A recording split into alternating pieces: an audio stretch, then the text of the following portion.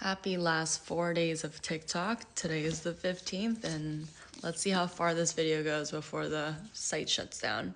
But we're gonna go back to our favorite series I haven't done in a while, which is books that relate to real life. Reading Revenge of the Tipping Point, which is the second book of the original book that proliferated ideas like stop and frisk and racial profiling, especially in the police system. With that aside, the first book, Tipping Point, was a really big influence on me, how I envisioned my community when it comes to work specifically. And if you know anything about me, or if I've even shared, I'm not sure, my community and my network is my number one asset when it comes to working. But besides the point, I want to talk to you about this book and this concept of overstories, which I'm only on chapter 1 in this book, by the way, and it's reading really well so far. The definition of overstory just simply refers to the upper ladder of the foliage in a forest, and it varies in size, density, height, and it actually has, I spelled that wrong.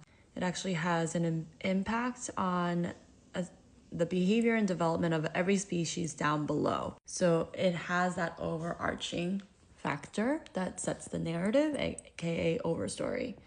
In essence, it comprises of everything that you really can't touch or see. So things that are outside of your awareness, because it's just ephemeral and are all around you, has great impact in your environment and you're influenced by it. His first chapter really goes into detail about how your environment plays a greater influence on you, not just in the nurture and nature sense, but at any point in your given life, your environment has a huge impact on your practices, your beliefs, your outlook, no matter where you are.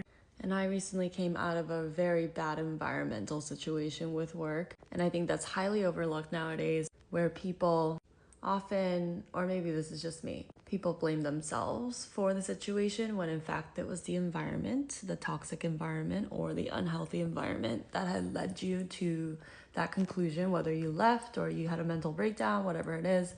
One of the first things I thought about as I was reading this is, what is the overstory around corporate America? What is the overstory around the nature of working nowadays? It's been a minute since I haven't worked in corporate America, but I believe the narrative and the overstory between startups, different size companies, at least in America, is still the same, which is the tide has turned where money is at the center of everything we do. And don't get me wrong, you work to make money. Money has always been part of the labor dynamic, but recently it's become almost maliciously important and a malicious main character, aka the villain.